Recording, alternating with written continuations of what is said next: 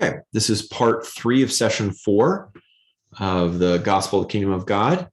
And in this segment, we're going to look at the second part of the Sermon on the Mount, where we saw the first part was the commandments. The second part is how to fulfill the commandments, or what the old covenant was calling rulings. And we saw that there was a little bit of an introduction before this. And then after this section, there's going to be a section of blessings and warnings. We'll talk a little bit about that as well. So how to fulfill the commandments. So in Matthew 5:21 through 7, verse 12, Jesus teaches us how to fulfill the commandments by doing them from the heart rather than by outward appearances. And he's going to begin with examples from the Old Covenant commands. And that's in chapter 5, verses 21 through 48.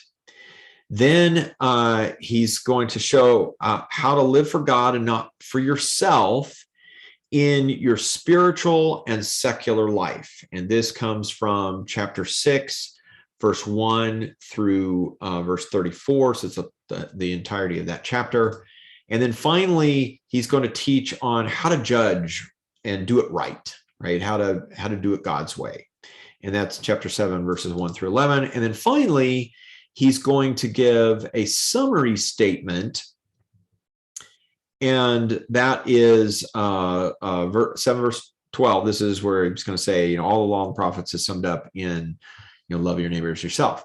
So we see this is the structure of this section. We've got examples. He's going to take examples from the Old Covenant, and he's going to show how that's actually fulfilled from the heart rather than just appearances.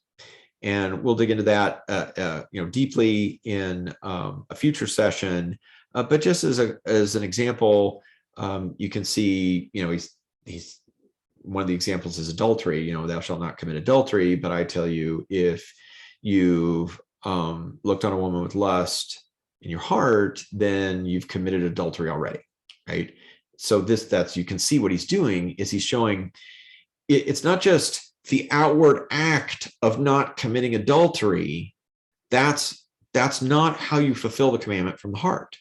How you fulfill the commandment from the heart is by not having lust in your heart to begin with.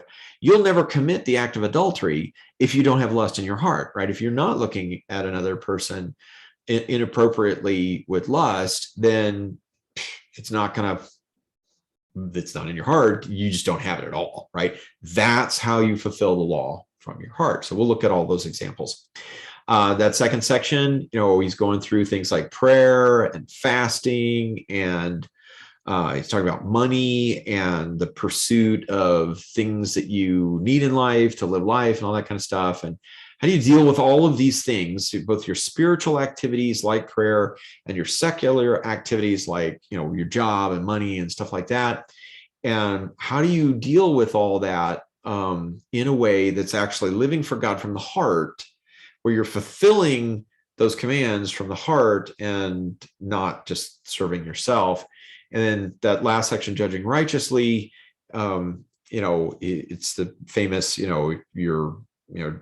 judge not lest you be judged. And, why are you worrying about the speck in your brother's eye while you get a log in your own eye, and all that good stuff. And it's about judgment. And he talks about pearls before swine, which is, again, being careful to carefully judge, your situation. And then he gets in the last section where you're asking for judgment. And so we'll get into detail on that. And then it's so cool. He just gives this simple statement, so just make it easy, treat other people as you would want them to treat you. And you've pretty much captured it, right? If you're doing that from the heart, you've pretty much captured, this whole thing. Then the last part is blessings and warnings. And the first part of that is the whole thing is chapter 7, verses 13 through 27. And so this is a section of blessing and warnings. The first is chapter 7, verses 13 through 14, where he's basically going to say, this is not easy. It's not an easy way. It's not the normal way that people go, that kind of thing. He's going to say in verses 15 through 20, you need to watch out for people who will lead you astray from doing what I told you have to do, what your requirements are of the covenant. And then in verses 21 through 27, he's going to illustrate that you can't just listen. You can't just, it's like you can't just go to church and sit in the pew and nod your head, right? You actually have to live this stuff out. You actually have to do these things, or it doesn't do you any good, right? You are not righteous in the covenant otherwise. All right, so let's do a quick review and we'll wrap up part 3. God had said that under the new covenant, he would put his laws in our hearts. And Jesus teaches us how to fulfill those commandments from the heart in these sections. And then Jesus warns us that the requirements of the new covenant are not easy. They're not the normal way people do things. He warned us about false teachers who will lead us astray. And he warned us that we actually have to do these things. We have to do them from the heart. We can't just give lip service to them.